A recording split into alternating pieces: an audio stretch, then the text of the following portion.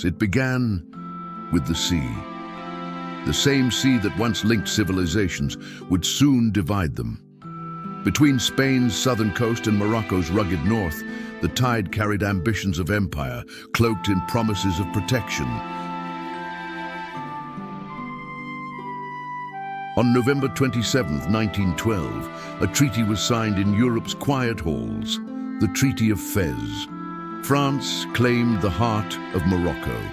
Spain received the scraps, the northern Rif zone and a distant southern strip near Cape Juby. They called it a protectorate. But protection was never its purpose. It was conquest, rebranded for a new century.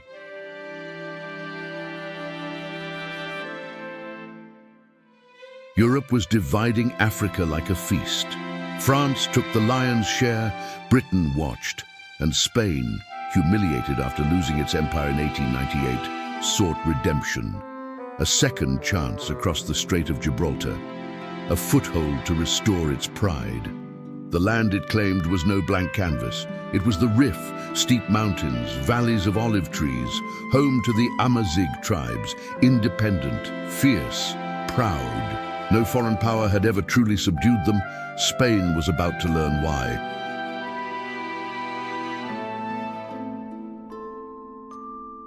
In 1913, Spanish soldiers began their march inland. They built forts, roads, and rail lines across terrain they barely understood. They raised their flag over ancient villages and declared order. But the tribes had their own order, one written in honor, custom, and blood. Resistance flickered, then burned. For years, uprisings erupted in valleys and canyons, met with fire and reprisal. And then, in 1921, rebellion erupted into revolution.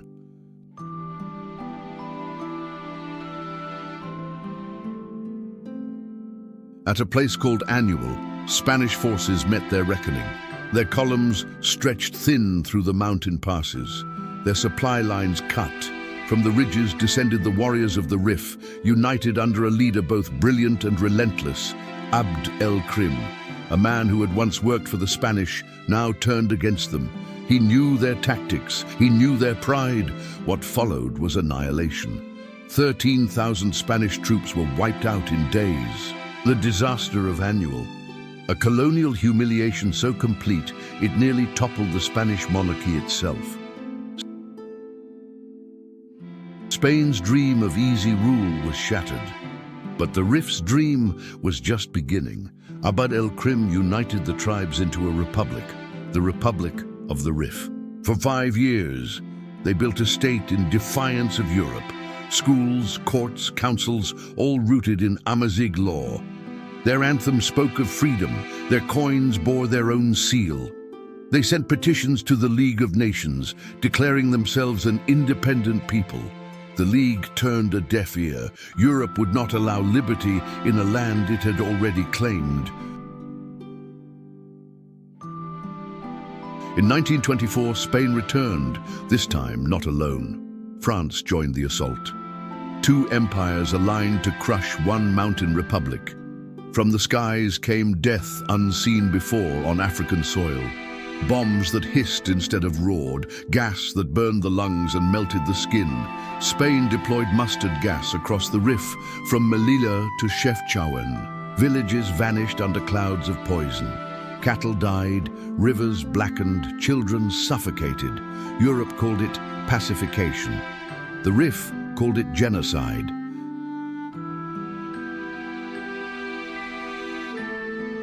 By 1926, Abd el-Krim stood surrounded, Spanish to the north, French to the south. He surrendered not to his conquerors, but to the French, hoping to spare his people. He was exiled to Réunion Island, his republic destroyed, his name forbidden. Yet the mountains still whispered his story, the story of a people who refused to bow. After victory came exploitation. The Protectorate became a factory for Europe's appetite. The mines of the Rif yielded phosphate, iron and lead, each ton extracted by Moroccan hands.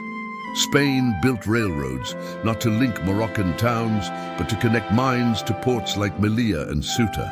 tracks that ran one way only, from colony to empire. Work was forced, villages emptied as men were conscripted to dig the earth that would enrich Madrid. The slogan was progress. The reality was bondage.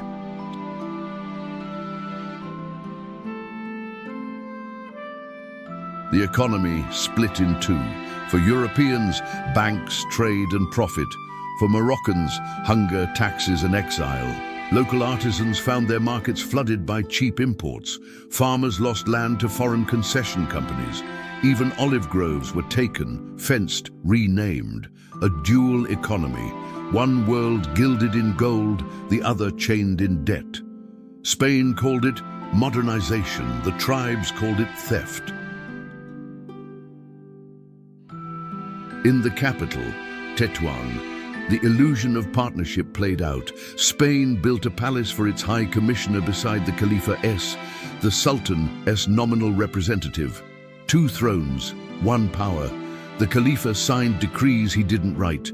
He spoke words he didn't choose.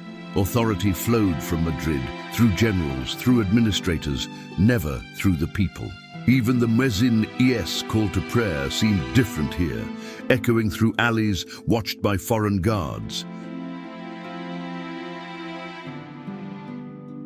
Years later, British anthropologist David M. Hart would walk these same mountains, documenting the 8th Waryagar, one of the fiercest Rif tribes. His book, The 8th Waryagar of the Moroccan Rif, captured what empire could not erase.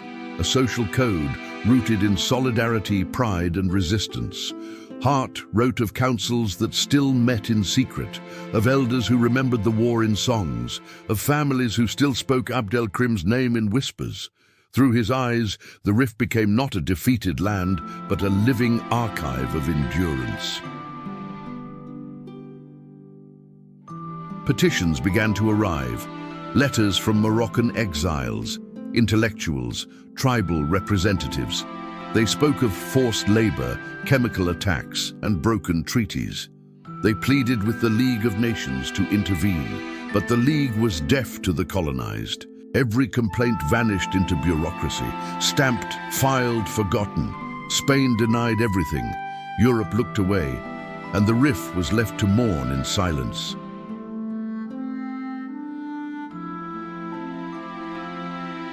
When Europe descended into World War II, Spain seized the moment. In 1940, Franco's troops occupied Tangier, the international city, under the pretext of neutrality. They stayed for 5 years. The Protectorate became a web of spies, smugglers, and hidden deals. But beneath the surface, something else was stirring.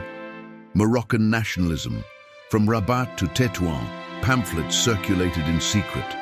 Young men whispered of unity, of one Morocco, free from both French and Spanish chains. In 1952, French authorities exiled Sultan Mohammed V for sympathizing with the nationalist cause. Riots erupted across Morocco. The cry for independence spread like wildfire. In the Spanish zone, officials cracked down, but it was too late. The tide of history could not be stopped. Colonial flags fluttered nervously as power slipped through imperial hands. On April 7, 1956, Spain relinquished its northern protectorate. The Kingdom of Morocco was reborn. For the first time in more than 40 years, the Rif was free of foreign rule. Tears flowed where once the gas had fallen. But Spain's retreat was not total. The southern strip, Cape Juby, would remain under Spanish control until 1958. Ifni would linger until 1969. Freedom came in fragments, one treaty at a time.